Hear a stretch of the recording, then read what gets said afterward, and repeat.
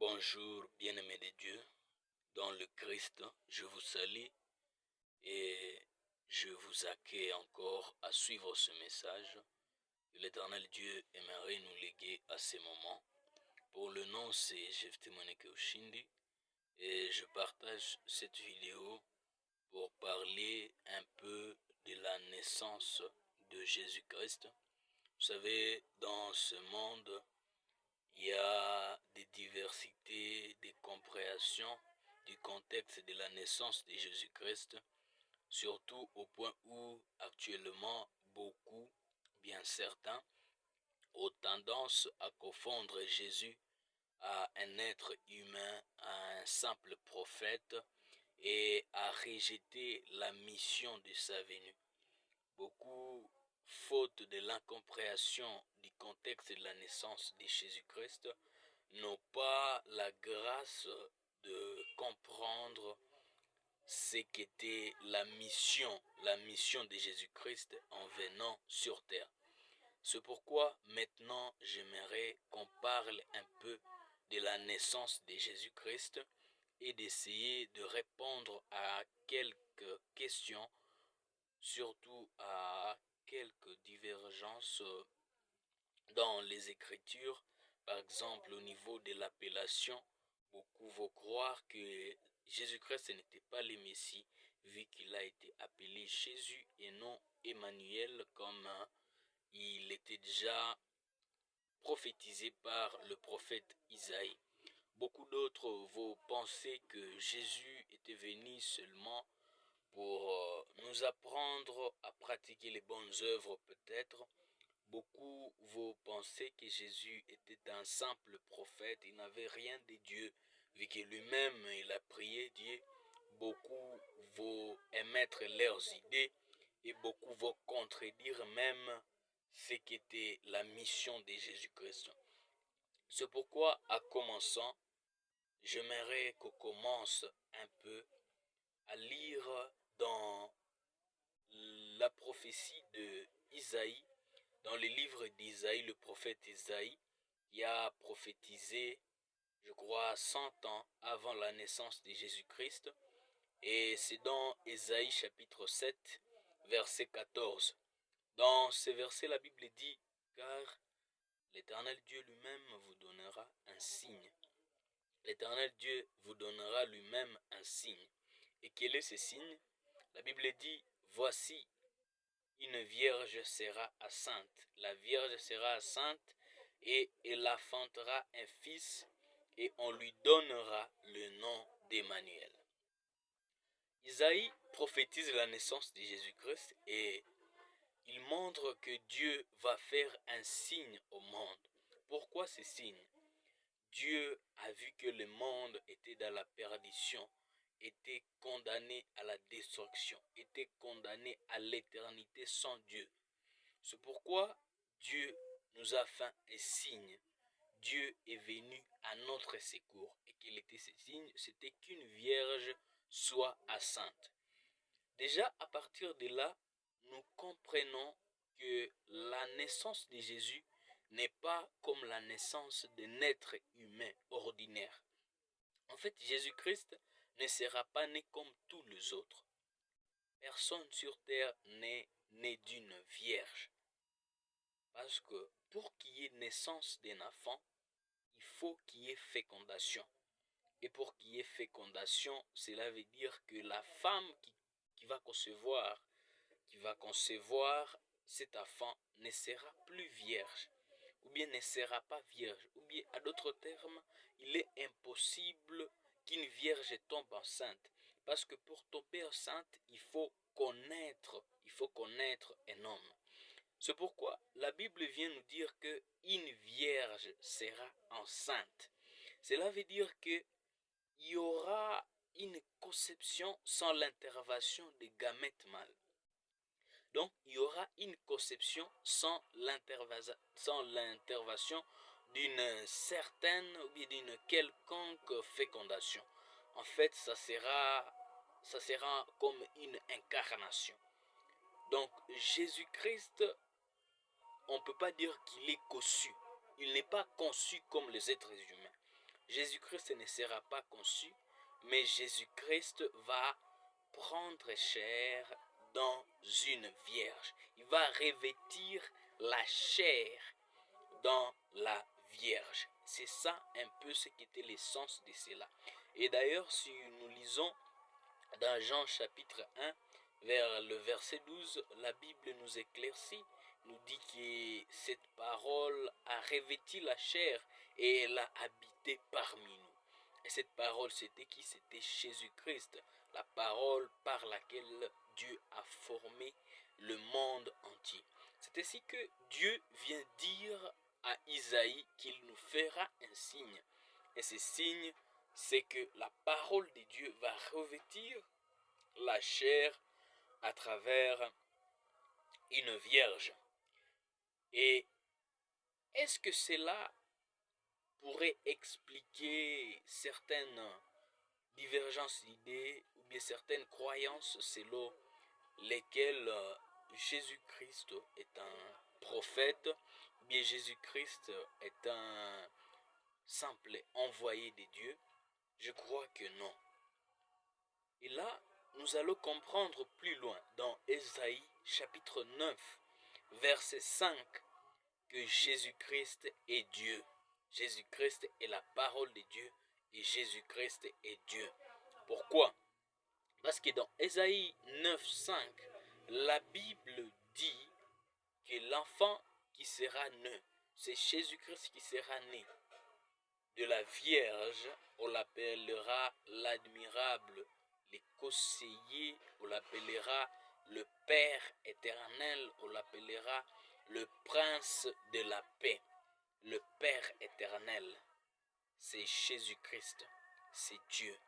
En fait, Dieu s'est fait chair et a choisi d'habiter parmi les hommes, d'habiter parmi l'humanité, a choisi de se conditionner à la manière d'un homme, mais en gardant sa toute puissance de Dieu. C'est pourquoi on l'appelle comment? Emmanuel. On l'a appelé Emmanuel, qui signifie Dieu avec nous. Et pour montrer que Jésus-Christ qui est né était ce Emmanuel, prophétisé par le prophète Ésaïe avant 100 ans avant sa naissance, dans Matthieu chapitre 1, du 22e verset jusqu'au verset 23, la Bible nous dit que tout cela est arrivé à la Vierge Marie afin que la prophétie soit accomplie, la prophétie d'Isaïe, où la Bible, où Isaïe avait prophétisé en disant: voici une vierge sera enceinte et enfantera un fils et on lui donnera le nom d'Emmanuel. Alors pourquoi Dieu propose le nom de Jésus? Pourquoi le messager de Dieu vient avec le nom de Jésus et demande à ce que l'enfant qui est né soit appelé Jésus et non carrément Emmanuel comme était la prophétie? Parce que en parlant de Jésus, cela n'a pas été loin de ce que Ésaïe avait prophétisé en parlant d'Emmanuel. En fait, cela était parallèle du point de vue, du sens même de la mission de Jésus-Christ. Jésus-Christ, le Messie, qui signifie l'envoyé de Dieu, ou bien l'envoyé de Dieu, loin de Dieu, loin de Dieu, loin de Dieu. Le Messie, loin de Dieu. Il est loin de Dieu. C'est pourquoi même Jésus-Christ a dit: car le Seigneur m'a oint pour annoncer la bonne nouvelle, pour annoncer l'année des pains, pour annoncer la libération des prisonniers. Il est loin de Dieu, il est le Messie. Il est Jésus parce qu'il est le sauveur, parce que c'est lui qui sauvera le monde. C'est lui qui sauve le monde. C'est lui qui vient avec le salut du monde. Et d'ailleurs, même plus loin dans les prophéties d'Isaïe, Dieu dit: voici, je viendrai moi-même et je vous sauverai. Dieu s'est fait chair. Dieu a accepté de porter la chair humaine.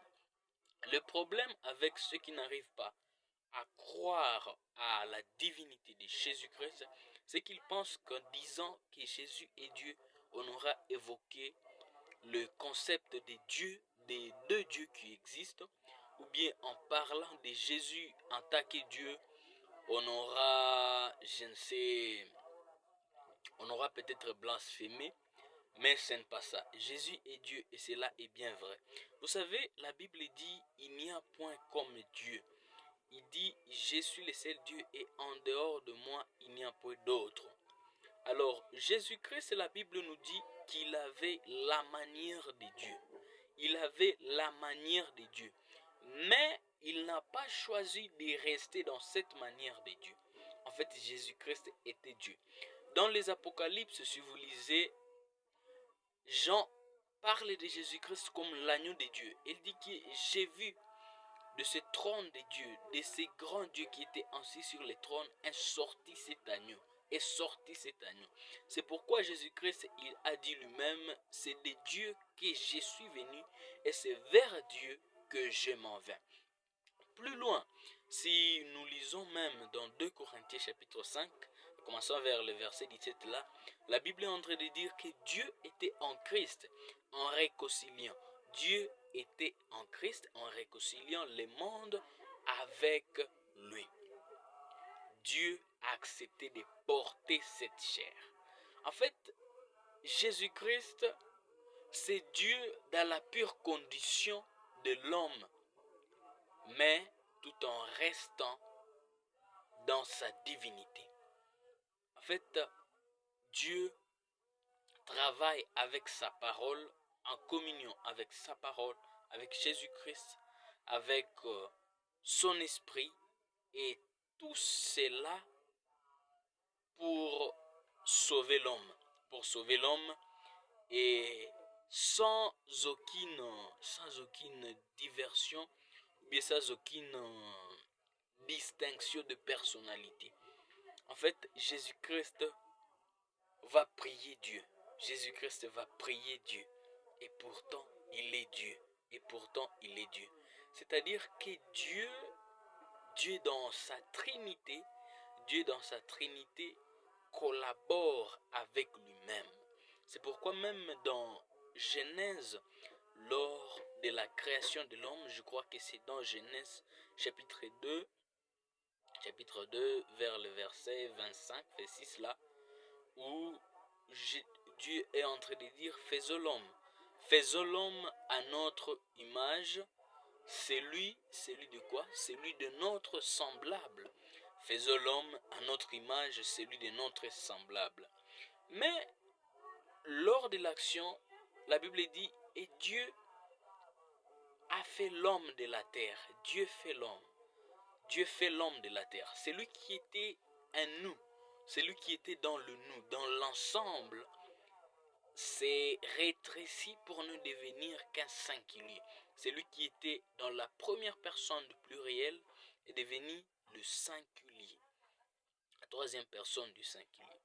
En fait, dans cette communion, il reste un. C'est pourquoi il y a un seul Dieu.